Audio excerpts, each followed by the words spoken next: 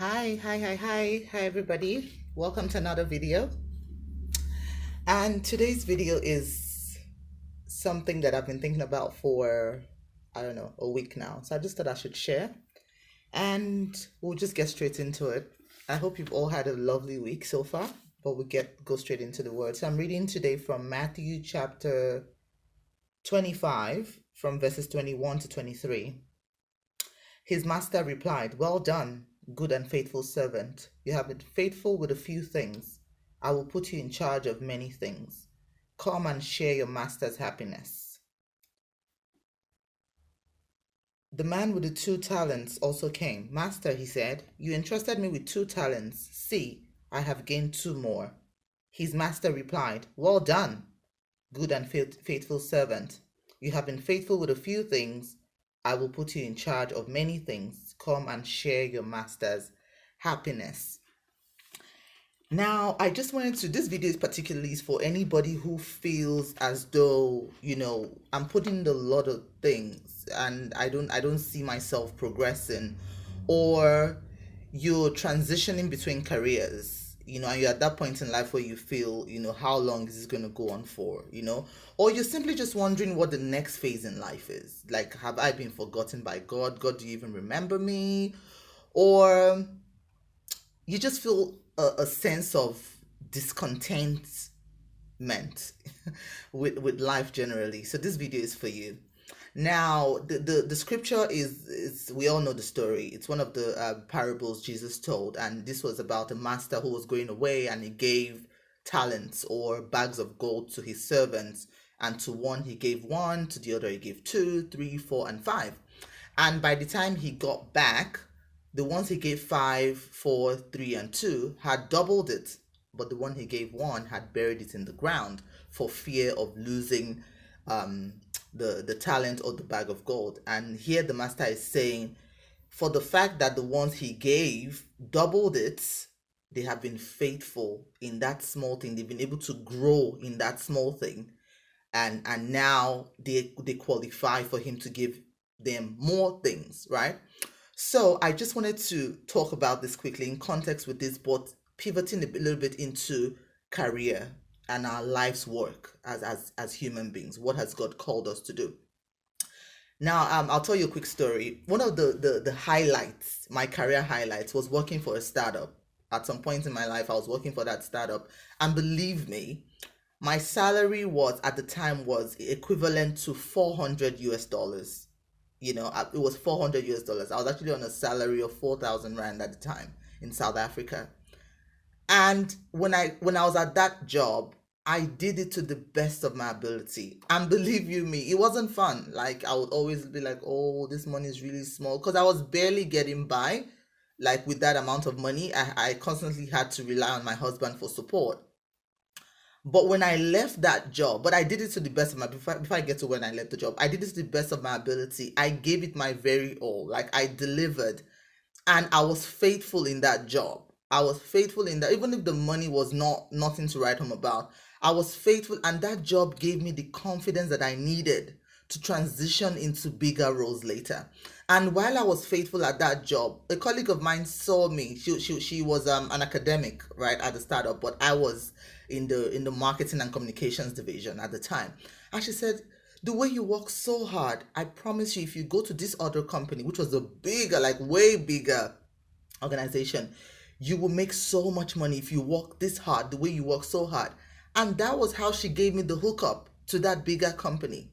But if I had never gone to that small company or stayed faithful to that role, I wouldn't have gotten the big one. So what I've realized over time is God is a God of structure and order. If we look at the way he built, he created the world, it was one thing after another, after another, after another, after another. And we, the most important element in God's world or in God's creation, we human beings, we came last. He made us last, and then he rested. So it tells you that it goes from small, and then it builds on, it builds on, it builds on, it builds on. So don't feel discouraged right now. If you're in a job that you don't like, there is the reason why God has placed you in that role. And I promise you, by the time I transitioned to the bigger company, yes, I was making a lot more money, like way more, like 10 times more money than I was at the previous job. I missed that role at some point. I started to realize that all of those tasks that I was doing in that small role were building me up. Like that job is the best I've had in terms of training, in terms of life skills that I can take with me. Like I took that because once you gain that experience, and if you're looking to become an entrepreneur, your job is your training ground. Because I promise you, if you cannot survive a horrible job, you will never survive the journey of being an entrepreneur. So if you one day desire to own your own business or your own company, you have to be faithful where God has placed you today. There's a reason. It doesn't matter how minimal that job may seem in the hierarchy or the structure of the organization. You could just be the cleaner. I'll never forget one quote. I think Obama met I think I heard it from one of Obama's speeches, and he said he met with a cleaner and he said, "What are you doing at NASA?" He says, "I'm helping send the men to the moon." There is always a purpose to whatever situation you find yourself in today. So that job, like in that job, I was hired as a marketing executive, right, for the startup. But I cooked, I cleaned, I used my own car and petrol to go like run errands. I was on the road handing out flyers. So, but all of those things combined actually made me a better person career wise. I was able to grow, and because I was faithful, somebody recognized my hard work and referred me to a bigger organization where I was able to earn more. But the thing is, in a bigger structure, you are part of the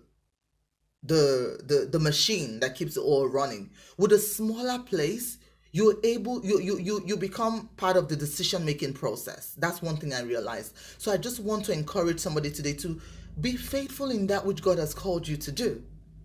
I promise you, there's a reason why God has kept you there. And as you go on in life, it starts to unravel itself. Okay, God actually had me be here for this reason. He had me be here for this reason. And at the time we're going through it, it seems so painful because we all in a hurry. We all want to make it like really quickly. But do not despise the days of small beginnings. There's always a lesson to be learned in your current situation. And even if you don't have a job, do something. You can start, there's lots of things you can do now. You can start writing articles just to pass time. Enjoy the rest. There's a reason why God has sat you down in this season. He hasn't forgotten you. Because the truth of the matter is, when you take on more, it's actually harder to manage. So let us be faithful in the little that God has called us to do, so that we can reach for the more that is already in place for us to achieve. Okay, so thank you so much for watching this video. Now, if you've been following me for a while, I want to ask you of a small favor. Are you able to please send me a DM with your email address? I just want to be able to connect with you via email as well. And follow me on my Facebook page. It's called the name of the page is I Dare to Reach and Survive. Basically, is a community. I'm trying to build a community of people who can share our life experiences to encourage one another. Thank you so much for watching this video, and I'll see you in my next video.